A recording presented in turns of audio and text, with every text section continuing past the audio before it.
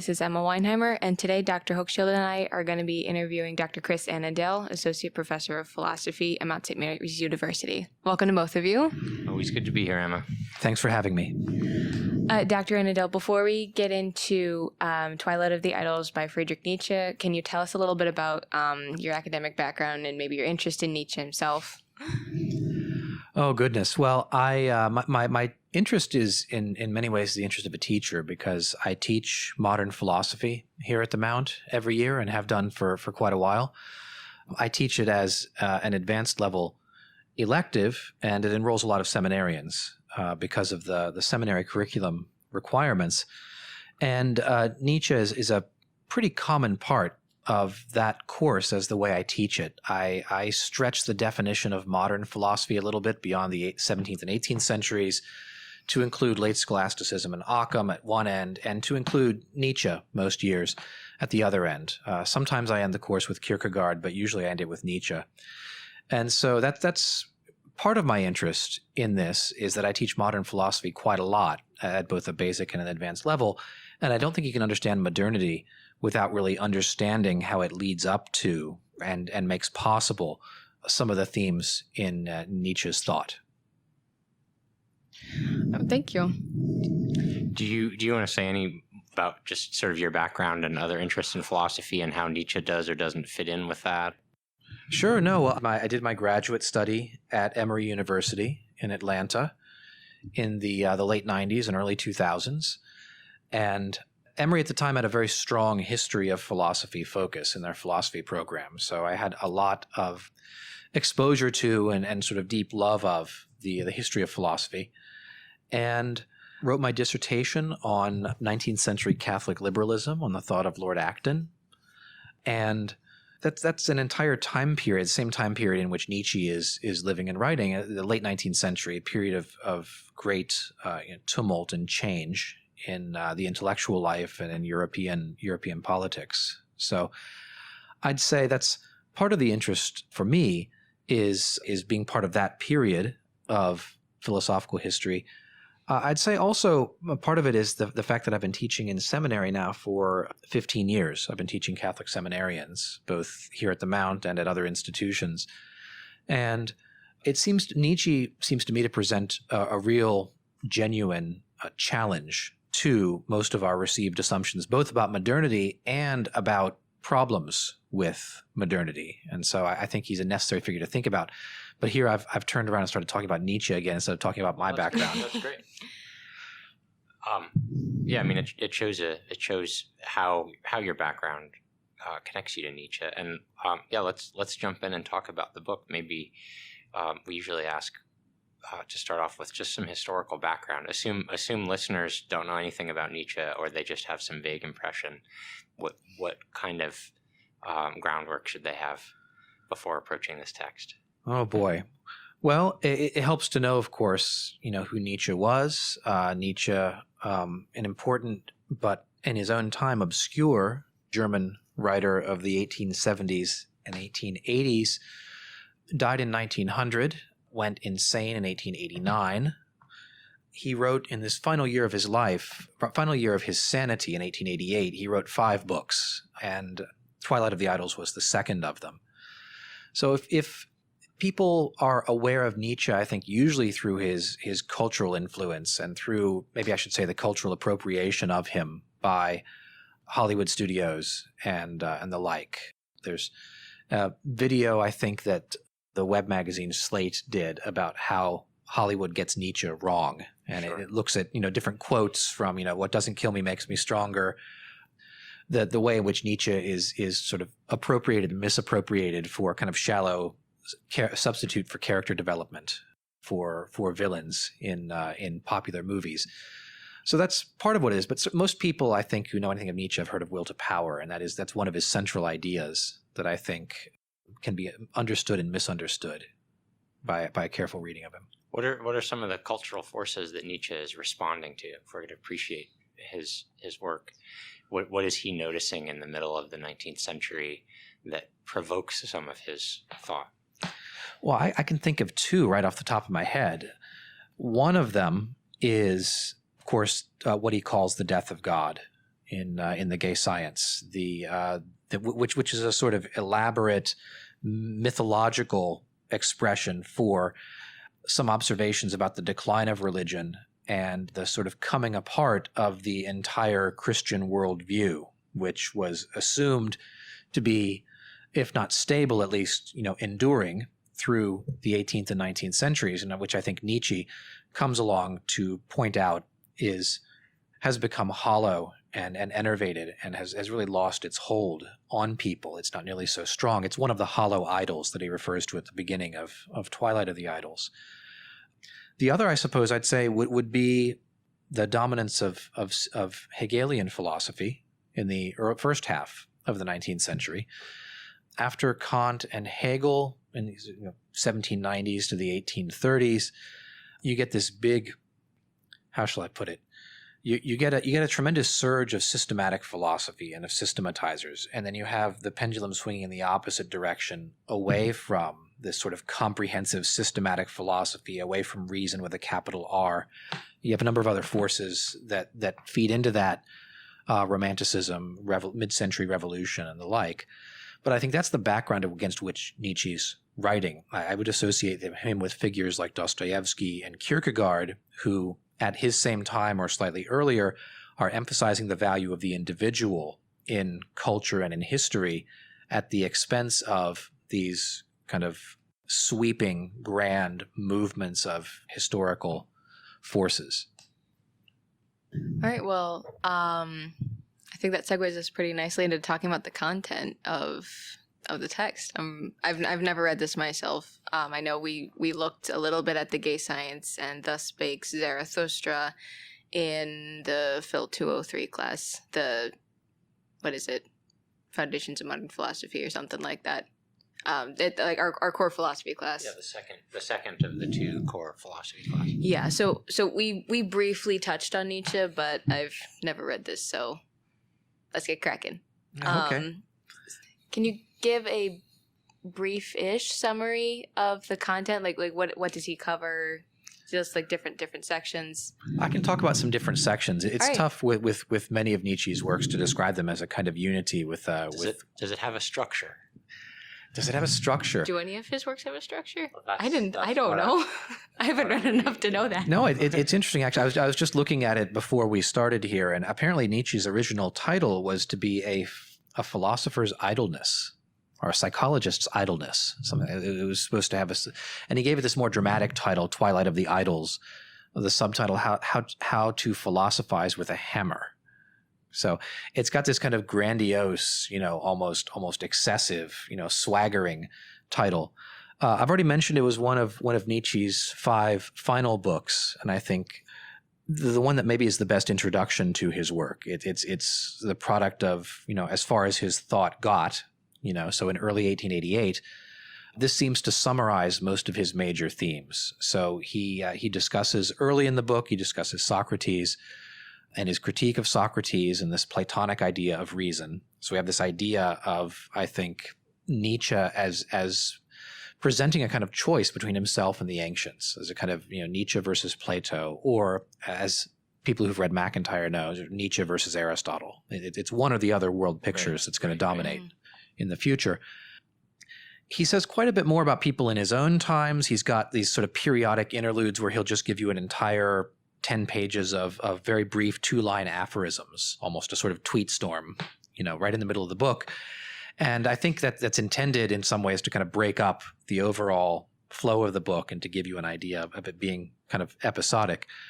He talks about the character of modern education, of Germans. He doesn't approve of German culture and German politics of his own time. And we get in here a critique of a lot of what's going on in modern philosophy, modern ideas of reason and objectivity. And I was wondering just exactly how he wraps this up with a bunch of psychological observations about the nature of modern culture as opposed to the nature of, say, Greek culture, heroic Greek culture and the like. Could you give some examples of some of the things that he pointed out? Well, he's got quite a lot. He's got quite a lot in here. one of the sections I was thinking about just before we started here, about in the middle of the book, called "What the Germans Lack." He's critiquing the Germans. This is maybe a helpful perspective if you think of Nietzsche as a sort of proto-Nazi, as a sort of representing the worst of the Germans. There's a lot that's bad in Nietzsche, but I think it's wrong to associate him with the kind of over-the-top German patriotism and nationalism and jingoism of the 1920s and 30s.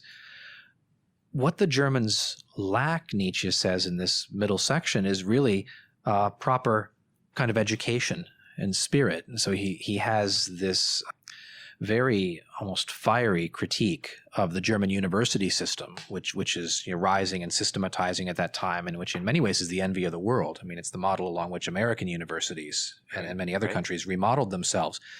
Nietzsche has very little good to say about it, and he thinks that it's leading to a deterioration of true culture. So I want to surface something that I think is kind of in the background that some listeners might wonder about.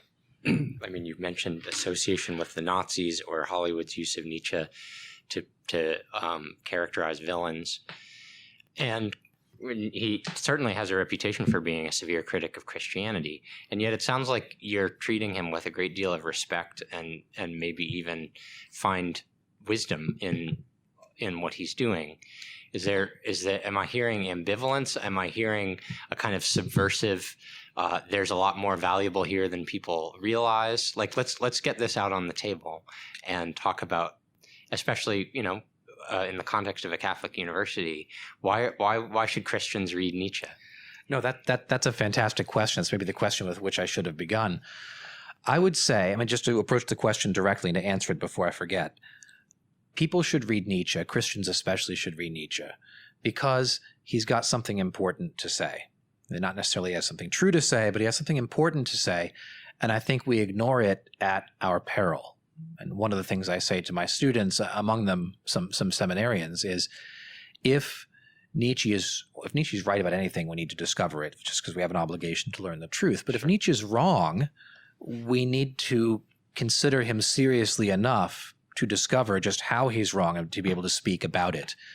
I don't think he's one of those thinkers that you can just put your hand up and just ignore or wave away. So, he was a madman, he went insane. Or, he's caught it deep in some personal vice. Okay? The tendency to personalize and sort of critique the character of a thinker instead of his thought and the quality of the thought, I think is an intellectual vice. It's one that we should avoid. But I think it's one that's especially hazardous for confronting Nietzsche, whose thought I think really does contain a fairly profound critique of modernity, the state of modernity and some of its assumptions, and in a way that's combined with a number of very troubling and even truly wicked prescriptions or a sort of positive case. So one initial take on Nietzsche is that you can read him enough to understand both his critique and his prescription, both his attack on modernity and his alternative to modernity, and you might accept elements of the first without agreeing with any elements of the second. I think the other reason to read Nietzsche is because he's profoundly subtle and ironic. He is a very careful thinker, and if one reads him shallowly, you say, what is this garbage, right? What is this trash? But I think if you begin to see him with the right sort of attitude, I'm not talking about being sort of converted to his side or reading him sympathetically, but I think if you become aware of the intricacies of his thought, you are able to, I think, appreciate the sort of multi-layers that he's going with. Nietzsche is one of those thinkers who has thought through the way he's presenting himself and the way he's expecting you to react to how he's thinking. So certainly early on when you're reading him, one of your first reactions will be to recognize that he's directing you into certain channels of thoughts and assumptions and conclusions. And once you begin to see that, I think you begin to appreciate the layers in his thought. And I hope I'm not sounding too abstruse here, but I think we underestimate him at our peril, and we risk putting ourselves in a situation not to be able to refute somebody fairly intelligent and sophisticated who comes along who wants to agree with Nietzsche on some key points.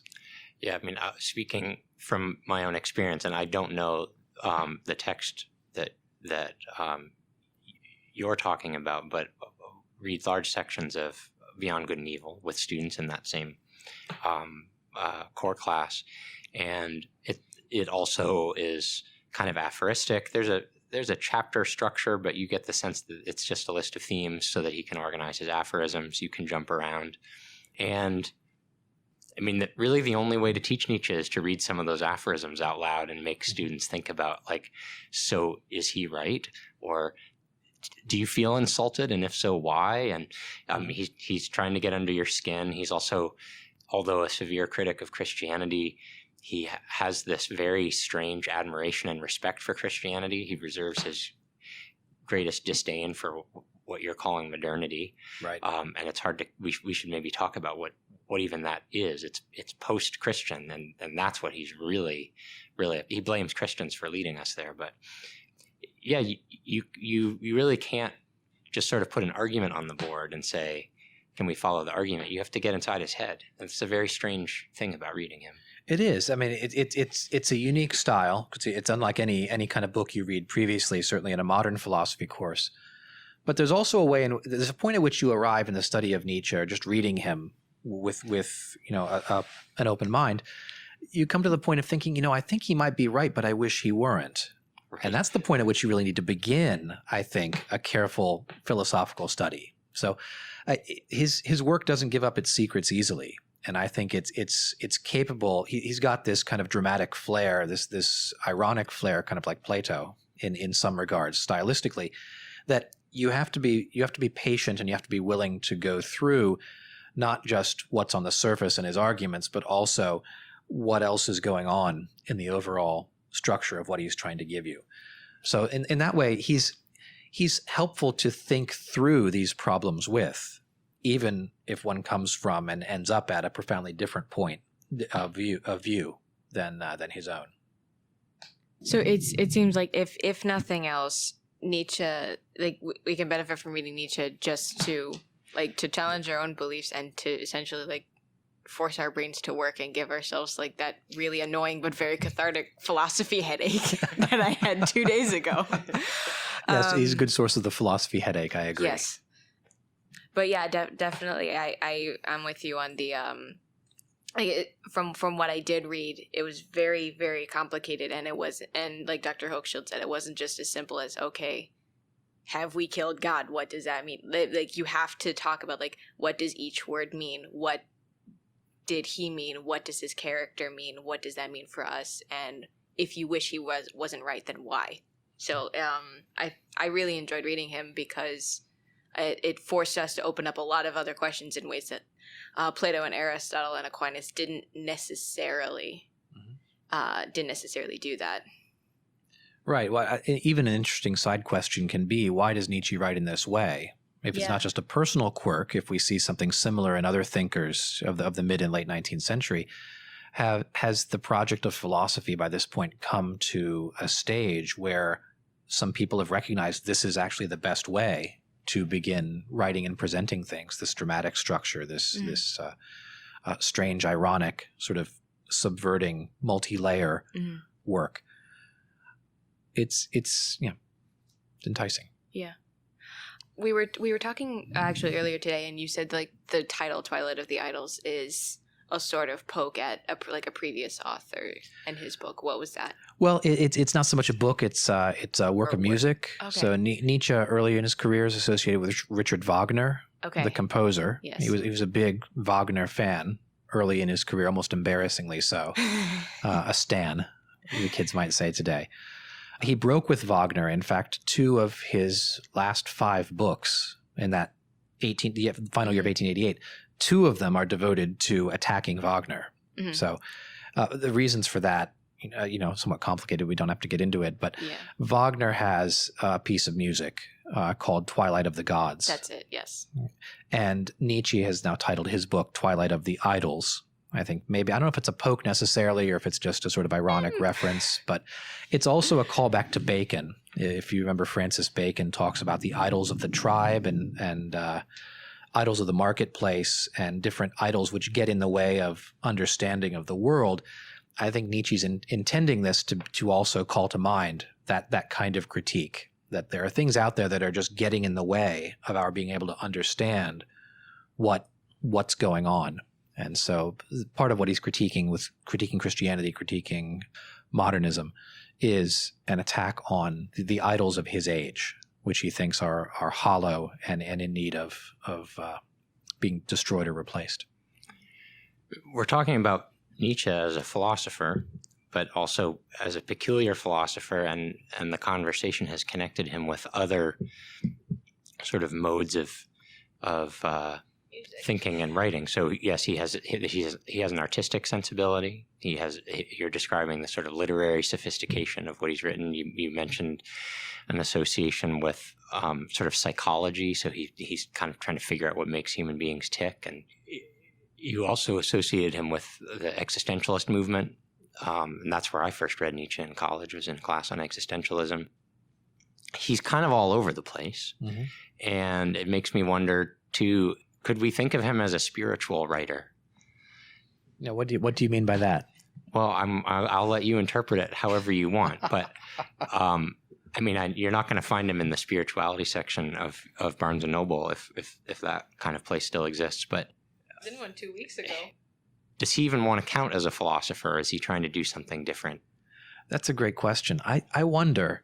I was thinking, you're sort of listing the number of different areas that Nietzsche sort of has a finger in or is going off in. It that can be a mark of, sort of disillusion, but can also be a mark of genius. He's managed to launch and be relevant to so many different areas, so many different fields. Often he describes himself as a psychologist, and I don't know the resonance of the particular German terms that he's using. I was thinking of the subtitle of Walter Kaufmann's intellectual biography of Nietzsche. It's called Nietzsche, Philosopher, Psychologist, Antichrist. Okay, and there's a pretty wide range of areas in which he's taking an interest. Also a wide range of you might say roles that he ironically or semi-ironically assumes. Right, he's a polemicist against Christianity. He's a very acute, I think, psychological observer, and I think one of the things that really is valuable and perhaps even true in Nietzsche are some of his psychological observations about human motivation. And in a lot of important ways, he sort of prefigures and paves the way for Freud. If you're being uncharitable, you can say Freud steals a lot of Nietzsche's best stuff and presents it himself in the early 20th century, because Nietzsche goes insane and dies young. But is he a philosopher? Part of what's happening is that I think the entire notion of what it means to be a philosopher is changing.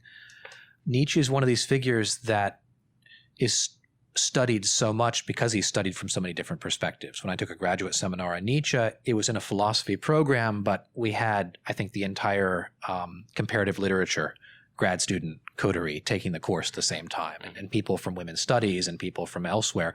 So he's a figure with a wide appeal because of going off in so many directions.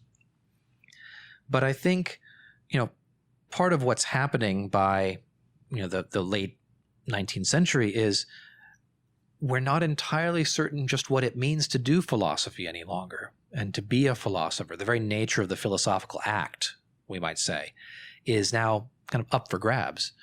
And so when Nietzsche says, Socrates is a symbol of decadence in the Greek mind, that the fact that Socrates comes along is not the beginning of the Greek, sort of renaissance of the Greek intellect and spirit.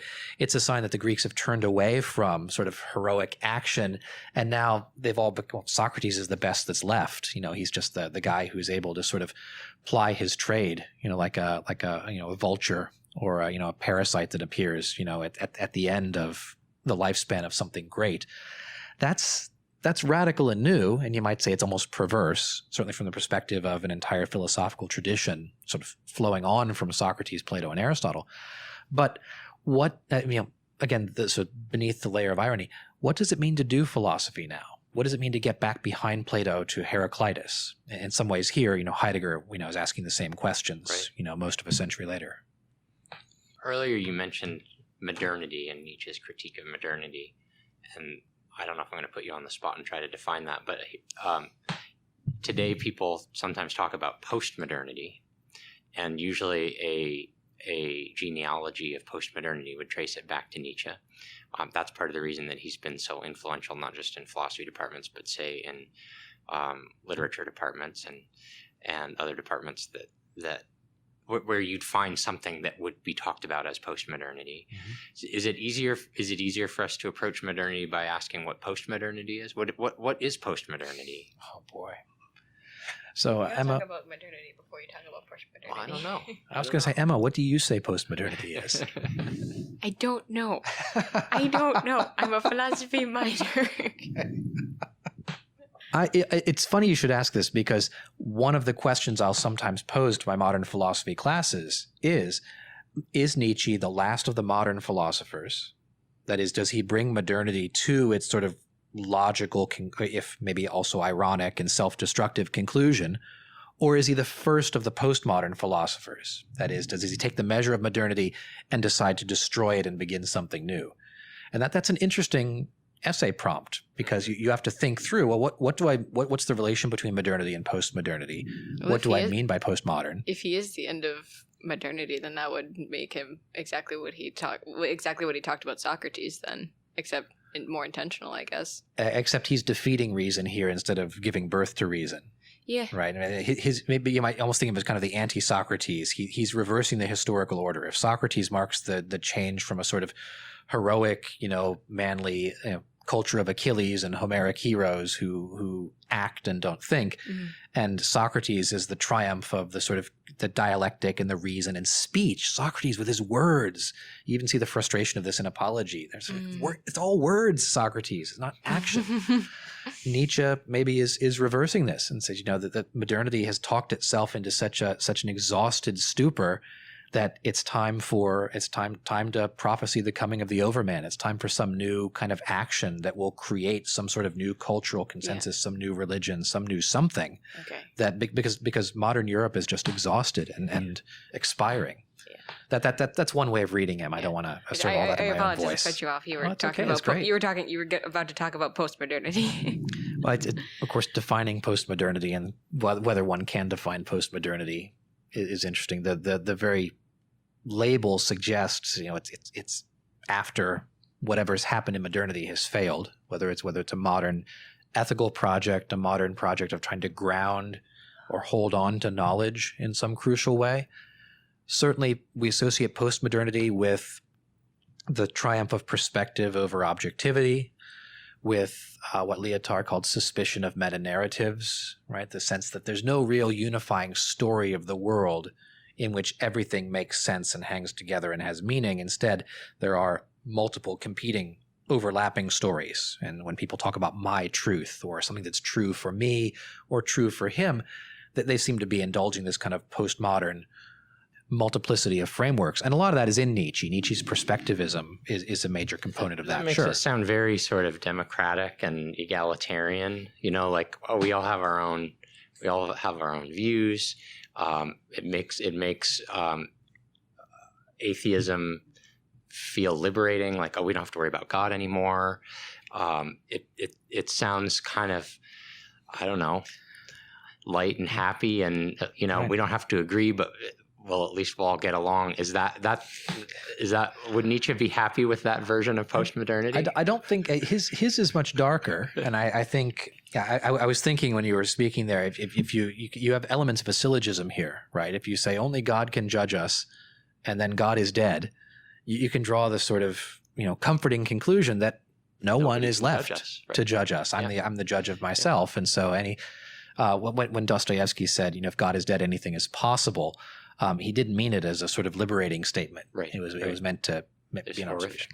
It's horrific. It's tragic, and it's also inescapable. Right. So, what is Nietzsche's? We know this from teaching this small passage of Nietzsche as part of the Phil 203 course that Emma has mentioned already in the Mount Core. Part of what's meant by God is dead in the way that Nietzsche presents it is a kind of horrific realization that the thing that we have counted on is not there, right? It's the images that he uses in that passage, right? Who gave us the sponge to wipe away the horizon? How are we able to drink up the sea? these are catastrophic world-ending images, right? Things have come to an end, and we're only just now waking up to it. And we're like fish, perhaps waking up to discover that the lake is gone, right? And now we're flopping about in the sun. So it's catastrophic, and I think the sort of smile and be happy and live for today, for tomorrow we die, it doesn't seem to fit with the kind of critique that Nietzsche is constructing. And I think that the kind of sensualist's indulgence that would follow from liberation of these things completely misses the point, because Nietzsche is looking for an alternate source of value.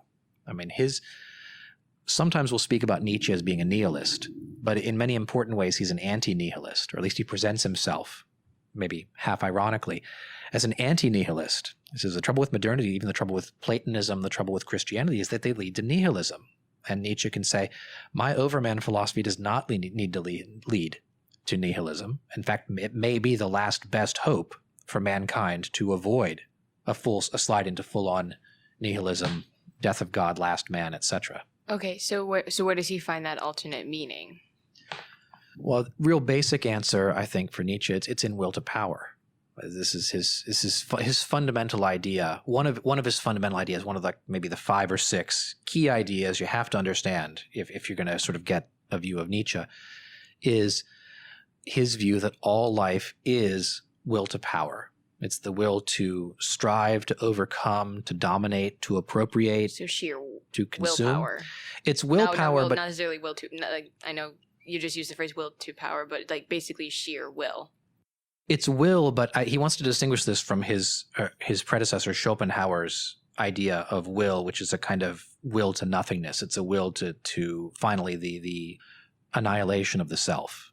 So Okay. for Nietzsche, it's the will that is expressed in the using of power, like the acquiring and using of power. Okay. And it's something like when he says life is will to power, he's almost describing it as kind of the life force. That is what makes living things alive, is they're acting this out.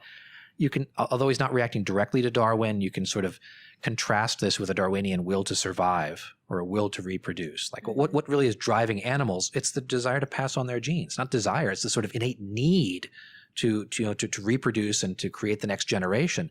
That's what life is, from bacteria, up through every other kind of animal and every other kind of life. It's us.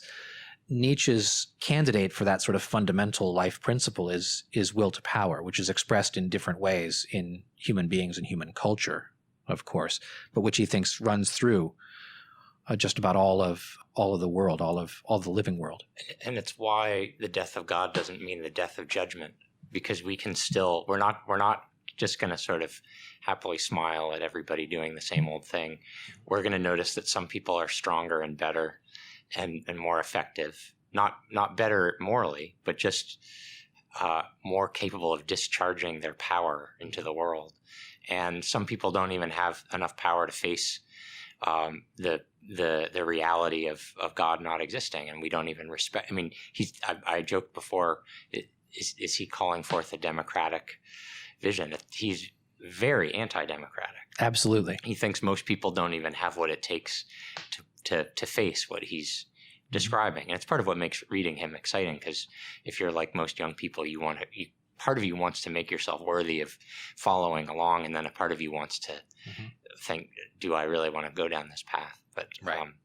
Yeah, I mean, he's extremely judgmental, and maybe the judgment is a reflection of the aesthetic perspective that he has. You can definitely decide what is more worth your attention.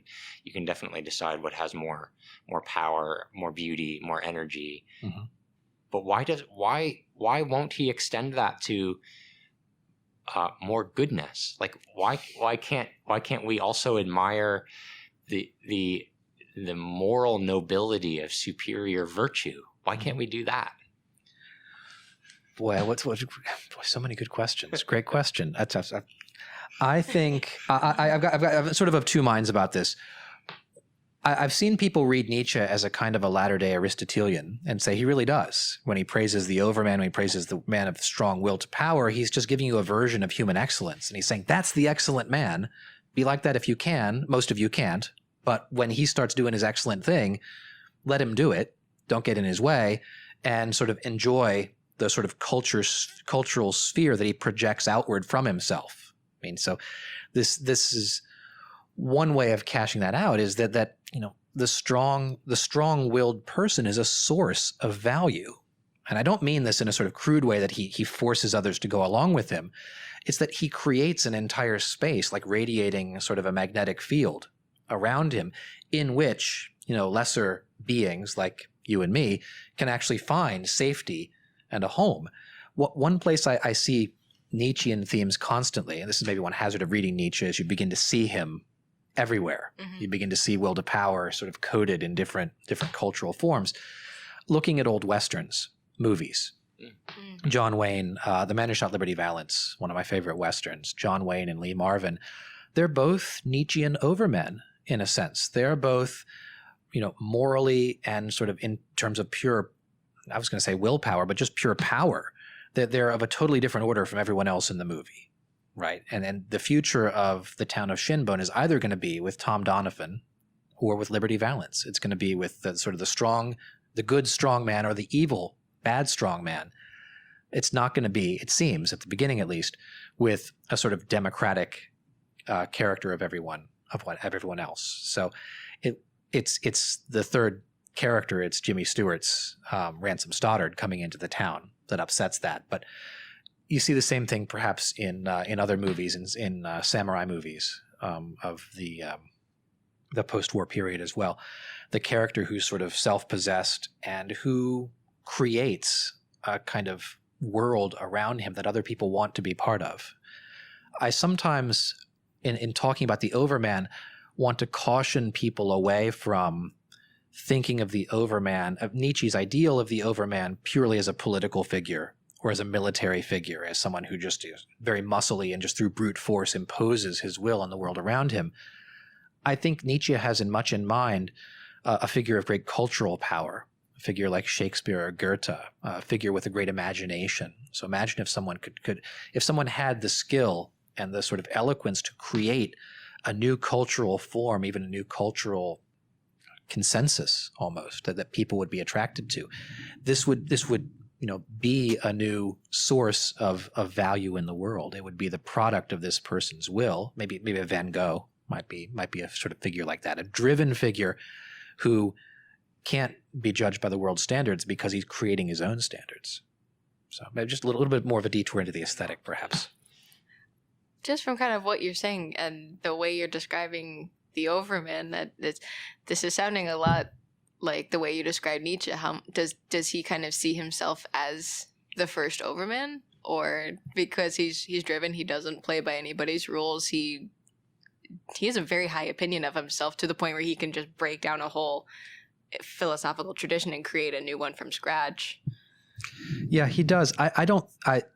Nietzsche himself seems to declaim any identification with the Overman. He's got what I sometimes call a John the Baptist complex, right? He thinks of himself as the precursor of the Overman. I think that's the case both when he writes the Madman passage in The Gay Science, where it's declared that God is dead, and even in some of his later work. I think he is calling people's attention to a figure that's coming. Now, some of that may be ironic, and some of that certainly is calling back to scriptural references and patterns of thought, which may lead us to wonder how enervated and dead are, in fact, these cultural forms, if Nietzsche can sort of get a lot of mileage out of saying, I'm coming to tell you of the one who is coming after me, who is mightier than me. Maybe it's ironic appropriation of a dying culture, or maybe it's an indication that he's tapped into some deep vein of something surviving. So just thinking out loud right now. It sometimes seems to me that Nietzsche feels himself trapped because he knows that to the extent that he defines himself against other things, he remains subservient to them or trapped by them, and that what he really needs to do is find a way to do what he's doing without it being a criticism of other philosophers or without it being a criticism of Christianity, or he has to stop caring about those things. But of course, this is why he can't be the Overman, but can only be the prophet, the John the Baptist of the Overman. Yeah, because he cares too much. Well, because he can only describe what someone would be like if they were truly free, if they could truly chart their own path. And yet, here he is, a German scholar trained in language and writing books for a writing public, who he knows are enmeshed in the very culture that he's criticizing. Right. I sometimes wonder, if we could have gotten Nietzsche an extra 30 years of life, if he hadn't died young, if he'd lived to be the age that John Dewey lived to, he would have lived into the late 30s and seen the rise of Hitler, and it would have been interesting to see what he would have thought of that a time period and movement. As it is, things turned out differently. But I sometimes wonder if Nietzsche might not have followed a path similar to that of Coleridge, who starts out as a kind of youthful radical and ends up as a kind of, more conservative cultural commentator towards the end of his life. Nietzsche, I think, somewhere, not in Twilight, talks about the difference, the transition between his no-saying project and his yes-saying project. So there's a point at which he's done with critique, or he's completed his critique. It's a critique of Schopenhauer, it's a critique of Kant, it's a critique of Christianity generally. Now, I think a lot of that remains in the rest of his work, but he moves on to a yes-saying moment. And part of the trouble with Nietzsche, I've already distinguished between his critical project and his sort of prescriptive, affirmative project. Some of the stuff from the affirmative project looks kind of wacky, right? Like eternal recurrence. I shouldn't say wacky on a podcast like this, but it's tough. It's tough. It's tough to take eternal recurrence as seriously as Nietzsche seemed to take it. But he insisted, throughout his life that after he realized it, this was the key to his entire thought. And some people will leave it out when teaching him because it seems the idea that time is circular and will repeat endlessly seems unnecessary to understand the rest of his system. And yet for him, it seems personally to him to be very important. And of course, there are any number of other things about will to power and the Overman that we would find objectionable. But it seems to me that the quality of his substitute or his proposal for postmodernity may not match up with the quality and acuteness and subtlety of his diagnostic skill in recognizing the problems of modernity and where they're likely to lead. So his skill as a psychologist, I think, is very high. His skill as a sort of speculative philosopher or prophet of the future, maybe a little bit more uncertain. Do you have another question? I don't have another question explicitly, but I think we have time to tease out one more implication. You guys want one more point? Let me read something from his critique please. of education because we have to have some actual. There's a point. He's in some ways, it would be nice to know just what he'd make of the age of social media, because I think he would either be, one of the best users of Twitter and Instagram ever, or he would completely flee from it and say it's utterly worthless. He'd block a lot of people. He would certainly have blocked a lot of people. Yes. Or he'd be mistweeted, if that's a thing. Misquoted. Misquoting. Yeah, there's a passage in here, one of my favorites in Nietzsche, in Twilight of the Idols, in the section "What the Germans Lack," and one of the things the Germans lack is a decent education system. So he gets a bit fiery and polemical here, but we may just enjoy it. Let's hear it. That perspective. Mm-hmm. The entire system of higher education in Germany has lost what matters most: the end as well as the means to the end. That education, that Bildung, is itself an end and not the Reich, and that educators are needed to that end and not secondary school teachers and university scholars. That has been forgotten. Educators are needed who have themselves been educated, superior, noble spirits proved at every moment, proved by words and silence, representing culture which has grown ripe and sweet, not the learned louts whom secondary schools and universities today offer our youth as higher wet nurses. Educators are lacking, not counting the most exceptional of exceptions, the very first condition of education, hence the decline of German culture. Skipping a sentence. What the higher schools in Germany really achieve is a brutal training designed to prepare huge numbers of young men with as little loss of time as possible to become usable, abusable in government service. Higher education and huge numbers, that is a contradiction to start with. all higher education belongs only to the exception. One must be privileged to have a right to so high a privilege. He criticizes later in the paragraph, the democratization of Bildung has become common, all too common. So there are some other things in there. From what you read, there's so many Nietzschean themes, the kind of elitism or aristocracy, this isn't for everybody, the disdain for certain kinds of modern institutions, the respect for real learning that shows a kind of investment of the whole soul in contact with reality, as opposed to, something that passes for learning, which is just a superficial training. I mean, a lot of people would share those views without having read Nietzsche or realizing that they're embodying a Nietzschean spirit. We're still struggling with that. You could read a newspaper editorial today criticizing higher education exactly the same way. Mm-hmm. And honestly, this reminds me of a meme I saw on Facebook. It was critiquing the current higher education system. So you get a degree to get a job to pay back the loans that you took out to get that piece of paper. And as you were reading that made me think of getting a degree to get a job to pay back your degree. Well, part of what he's attacking is the idea in his own place and time in Bismarck's Prussia that education is now for the service of the state or of the economy, right, of the nation. So we need a sort of pipeline of people from the raw material, of youth, with its, callow playfulness to, being, serious, getting a job, doing business, generating money Tool them up to serve the state. Right, tools to serve the state. Now, saying to serve the state, to serve the Reich, that's a very disturbing expression in light of 20th century history, obviously. But even just talk about making education serve the economy or serve the public weal. That seems to conflict with the ideal that Nietzsche's at least gesturing at here.